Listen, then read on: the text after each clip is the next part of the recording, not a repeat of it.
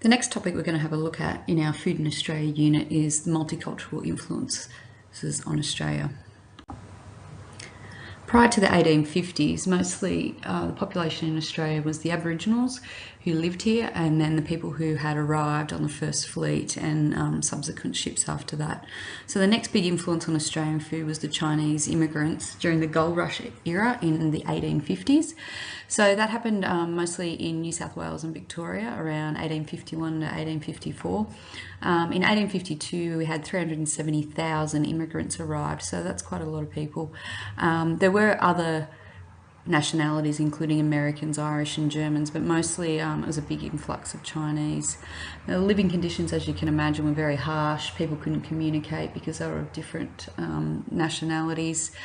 Probably wasn't a really great time, but they were there to work as labour to try and find gold, and the mood was probably pretty good because people were out and trying to find riches.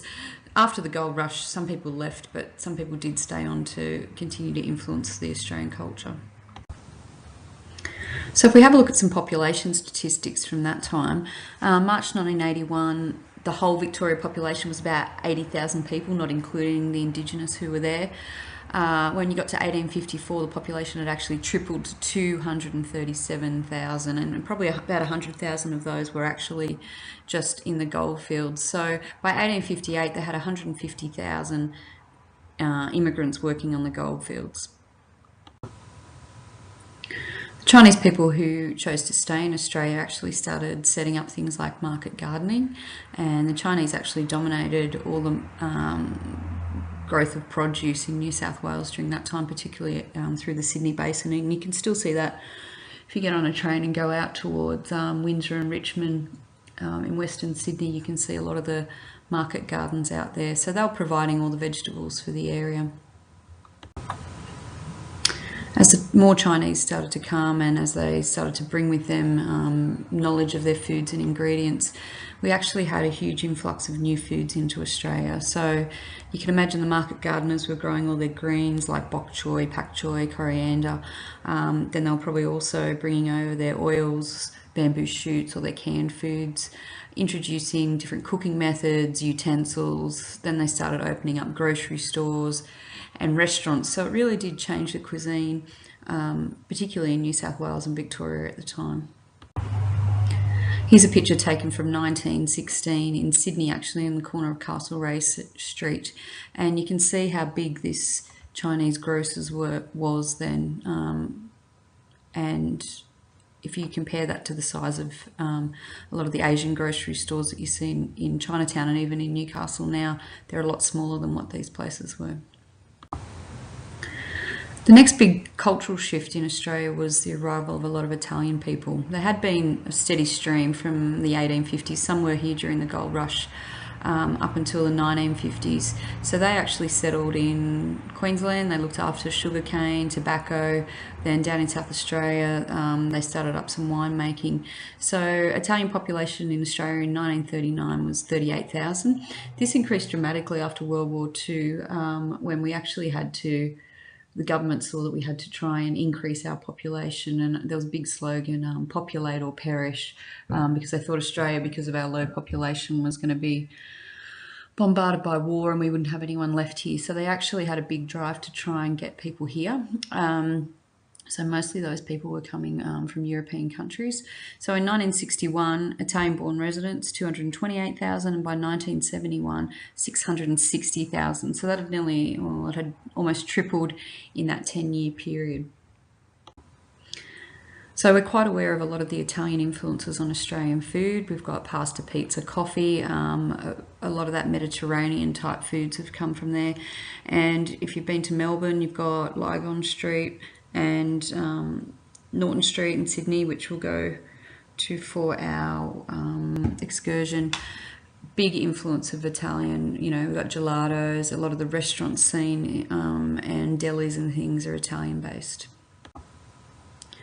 So along with restaurants, obviously our foods have also been influenced by the Italian culture. Lots of different cheeses, meats, olives, tomatoes.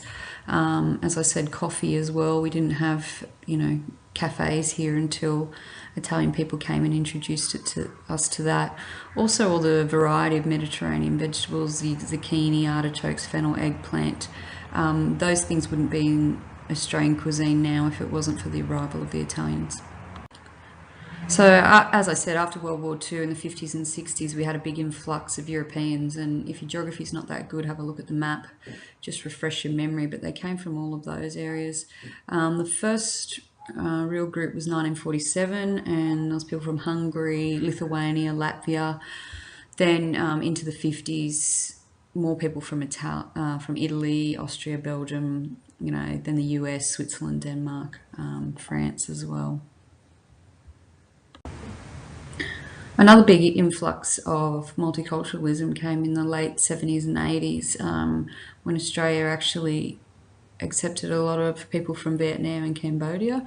So they arrived up in Darwin. Also in the 1970s, a huge Lebanese population arrived in Australia. It had a lot to do with the White Australia policy being abolished. So we're actually allowed to take in people from other countries. The term I'd like you to be familiar with is fusion food. So it's cuisine that combines elements of different cultures and traditions. So in Australia, we have a lot of different cultures and traditions. So fusion foods are actually foods that are based on one culture, but then you might cook them using other ingredients or flavours that are specific to another culture. So it actually came about because communities were living next door to each other, so you would have different cultures and different foods, and also intercultural marriages, so they would start to just combine the foods. You saw a lot of it happening in restaurants in the 1970s. So some examples that you might be aware of are things like Tex-Mex, which is that American Texan type foods mixed with Mexican foods. You might see things in restaurants like Vietnamese spring rolls with a wasabi dressing, tandoori chicken pizza. So it's actually combining foods of two different cultures to make another separate dish. You see it a lot in sort of high-end restaurants as well, when they start to take foods from other cultures to create dishes. Some things to think about before our next lesson is how multiculturalism has actually influenced Australian cuisine. And if you have a think about the foods that you eat during the week, you can probably come up with a percentage of foods that have been influenced by other cultures. The other thing is just to look kind of outside, but including food, and have a look at aspects of Australian life that have been influenced by other cultures, like cafe scenes and eating out at restaurants.